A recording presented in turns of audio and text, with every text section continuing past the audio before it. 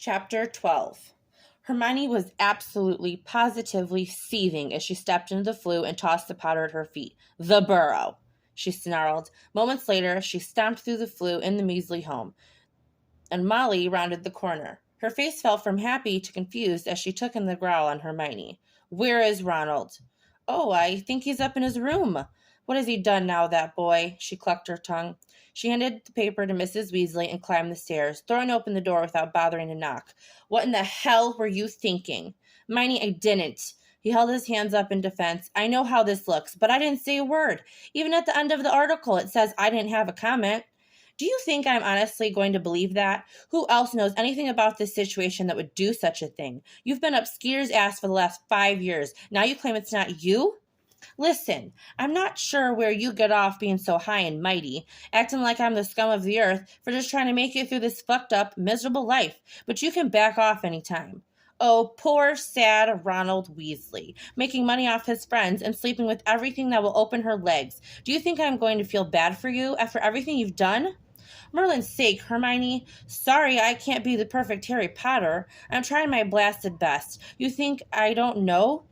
Don't you think I know I could be as happy as the Potters with you at my side and as my wife with a couple of kids of my own? Of course I do. I know I fucked up everything with Lavender, but that doesn't mean I didn't love you. Don't love you, he amended.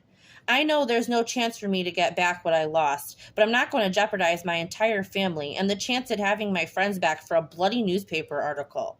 You've done it before, she challenged.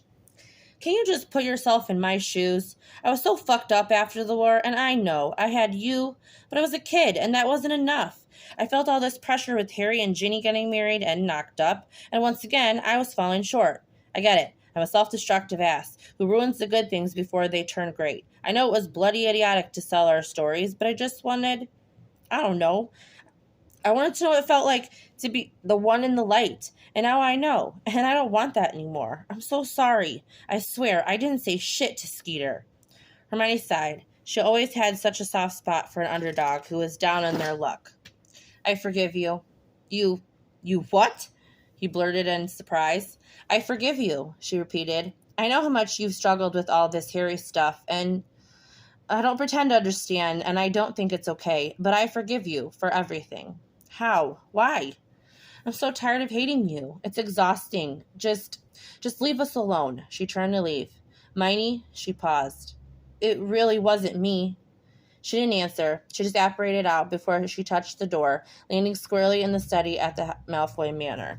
Draco was sitting with the drink in his hand, staring into the fire. Hi, she spoke softly, all the tension and anger having melted away. Hey. It wasn't what it looked like with Seamus. Harry had to cancel, and I couldn't really get out of it. I know. It's not your fault. The prophet's a joke. You're not mad? Not necessarily. Not about Seamus fucking Finnegan, that's for sure. I don't know what we were doing. Pansy flew over after the paper came out. I didn't even know what to say. Oh, she said, surprised. Pansy, huh? The jealousy thick in her voice. Is that all you're picking up from this conversation? He laughed. I just didn't realize she was a drop-by-unannounced sort of friend. She is. Regardless, I didn't even know what to tell her. Well, yes, that's my son, and he is living here with his mother, who I'm totally crazy about, but we can't tell Liam, and we don't want others to know, but we aren't actually dating. I'd really like to figure this out. I'd like to be able to tell my friends. Speaking of which, did I see you and Blaise Zabini the night Ronald came back? Yeah, he's my mate. Works at Malfoy & Co. Why? I just popped over to yell at Ron for selling our story to the papers, but it appears he didn't. I was trying to think of anyone else who might have, and Blaise popped in my mind. Draco scoffed loudly. I'm pretty sure we can safely assume it was Weasley. He's been doing this for years. No, I really believe him. He seemed awfully contrite. I don't think he did. Don't be daft, Granger. He's manipulating you. That sparked a fire in Hermione's gut. Yeah? And how do we know that Blaise isn't manipulating you? Draco laughed at that. He stands absolutely nothing to gain. Zabini wouldn't. I'm his boss. It doesn't make any sense. Well, the truth of the matter is, the world knows about Liam. What should we do? She wasn't sold that Zabini wasn't behind it, but what could she do? I think we should just do a peace with the prophet, announce Liam as my heir, and tell them shit all about us, since there is shit all to tell anyway. Hermione didn't miss the animosity in his voice. I'm sorry, okay? I know I've not been the warmest person the last couple weeks. It's kind of a huge life transition for me and Liam. He gets all my attention. Then the move and my parents, I'm not exactly at a place where I'll make a pleasant girlfriend. Hermione, I just want a chance. Let me take a little bit of this off your shoulders. I know you're used to doing everything all by yourself, but that's not how it is anymore. I want to help. Thank you, honestly. We will have fun in New York. That is, if you still want to go. Wouldn't miss it. I think Liam was waiting for you, if you want to pop in and say goodnight. Thanks, and thanks for taking such good care of him today. It honestly is wonderful having you in his life. I'm just not good at sorting this stuff out. I'll get there. Just be patient with me. You've got it, Granger. Saying goodbye to Liam the next morning had been more difficult than Draco would have imagined. In the several weeks, Liam had become a constant. It was a complete turnaround from the bachelor lifestyle he had been living prior to the reappearance of the Grangers. They walked through Wizarding London side by side, close but not touching, as they approached the International Department of Magical's Portkey Station. It was a small brick building with a small government waiting room and a hallway with about a dozen doors lining it.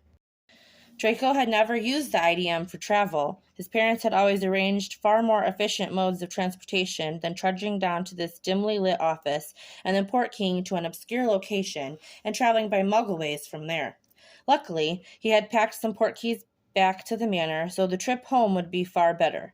Why did you and Liam travel by plane when you came back? Liam's quite small for magical transportation. He's only side-apparated a handful of times, most of them being with you. It makes him feel out of sorts. You don't think he's a squib? No, I don't. I've seen him have some small fits of magic when he has extreme emotion, but it's just not often that he does. Even as a baby, he was just so even-tempered. I think he's just not used to it. In New York, we had everything we needed within walking distance. Traveling overseas magically just didn't want to take the risk. Granger, Malfoy? The clerk spoke quickly, and for a moment Draco imagined the last name being hyphenated. He rather liked the sound of it, certainly better than Granger all around. They walked past the desk and into a small, dingy room with a small table and a few chairs around it. Paperwork says you two are heading to the Big Apple, so they say. That's correct, Hermione smiled at the fat man with thinning hair. Right. Well, I assume you two know how to use a portkey. It's under the fabric there. Right. The man pointed to the center of the table where a small white piece of fabric was draped over an unknown object. They sat on opposite sides of the table, and Draco lifted the fabric, revealing a teacup. I think that at the very least, IDM should have standard portkeys. It should get confusing using everyday objects, Hermione mumbled. Draco counted to 3, and they both reached out to touch the cup at the same exact time, feeling a hook wrap around their middles and yank them into nothingness. Hermione landed on her feet, but far from gracefully, while Draco landed deftly on the tips of his toes. Are you all right on side apparate? We can take a cab about a mile up, but I can just apparate us to my flat if you're all right. Lead the way, Granger. He held out his hand, and she took it with a slow pink blush creeping across her freckled cheekbones. They popped directly into the living room of her flat, and he swayed momentarily. Merlin, he hated side apparating. So this is it. She took a look around, calling out for her cat. Crookshanks! Crooks! My God, is that thing still alive? Yes, she hissed. Obviously, he's not even that old. A matted, flat-faced, enormous cat patted its way out and hissed at Draco before nuzzling against Hermione's legs. Hey, boy, did Lynette take good care of you? Yes, you are such a good boy. I miss you so much, she cuddled in a voice meant for babies. Oh, Salazar Snake, that thing is coming to the manor. It'll scare the house elves. I've never seen such an ugly beast. She narrowed her eyes at him. I'm happy to find alternative accommodations for all of us. No, bring the thing, he waved off, finally taking a look around. Have you always lived here? Yeah, first place I found, and once Liam arrived, it was too much of a hassle to move all this by myself. So I just stayed. It's been cozy, and he's gotten bigger as he's gotten bigger.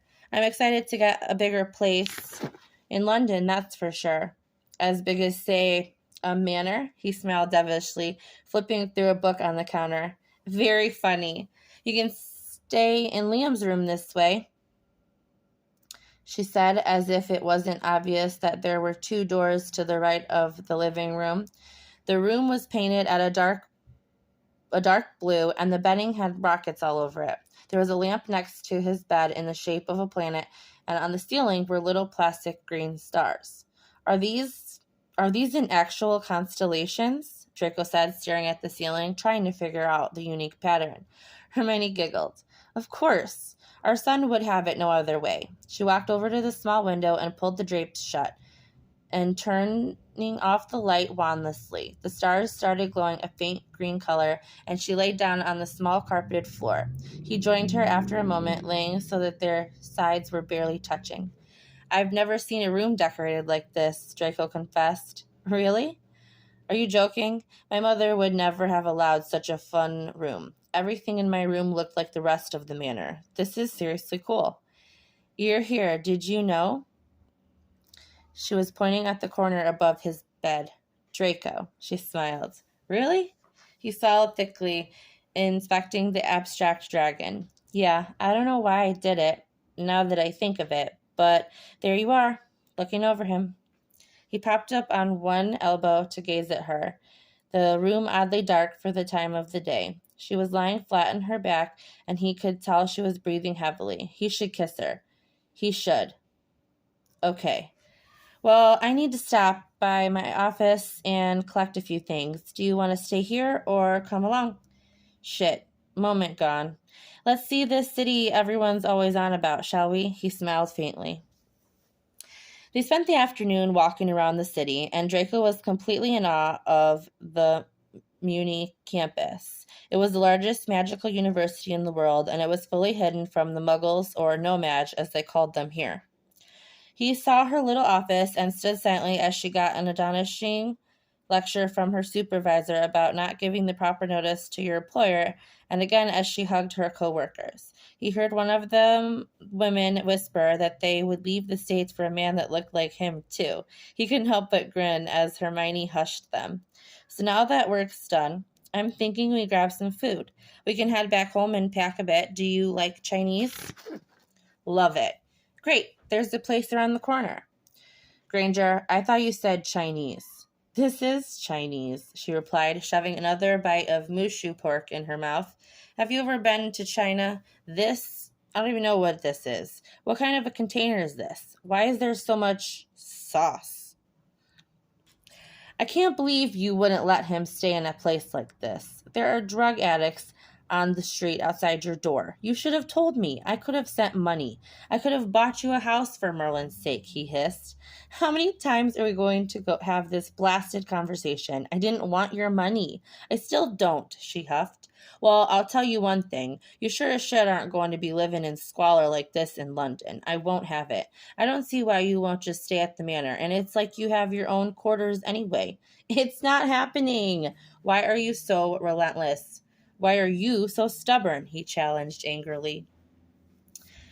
Hermione was clutching her middle, doubled over in laughter. So I head to the daycare to pick him up, and there he is, holding hands with this little girl he claims to be madly in love with, hence the reason for the love bite on her cheek.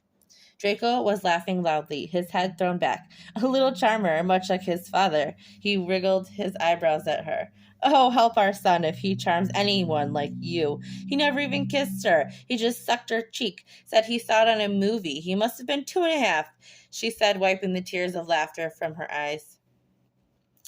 Oh, I have something you might like. She padded over to the bookshelf and pulled off a brown-bound book and then flopped it into his lap. Curling her legs under her on the sofa, she was sitting in the middle now, wanting to look at the book as well. Draco looked at it in confusion before opening the cover to reveal a muggle picture of Liam in the hospital, his heart stuttering for a beat before resuming at a quicker pace. He looks like me, he whispered, staring at the pudgy little silver-haired boy. He always has. She rolled her eyes. It's been infuriating, to say the least.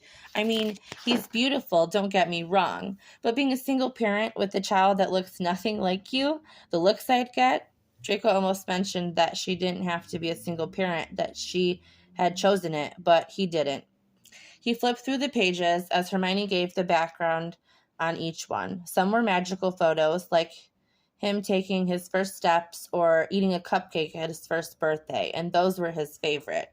He saw pictures at his first day at daycare, him squealing as he read his first book out loud to his mom, photographs in the park or at the zoo, all revealing 100,000 memories Draco would never get to be a part of.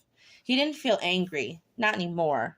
Now he was just sad. He hadn't really even thought of how many children he wanted, but he definitely wanted more than one. At least now he did.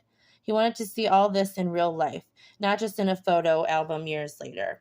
When he reached the last one, a picture of Liam giving an unamused face to the camera from the kitchen, he closed it and set it on the table. He turned his body so that it was more open to where she was sitting and reached up and tucked a curl behind her ear.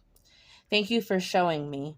She took a big gulp, and her lips parted slightly, enough of an invitation for him. He slowly dipped his lips to meet hers, letting her bottom lip nestle between his, and kissed her firmly, with intent. She gasped at the contact and then moved to return the kiss. She wrapped her arms around his neck and scooched closer, pulling him deeper into the kiss.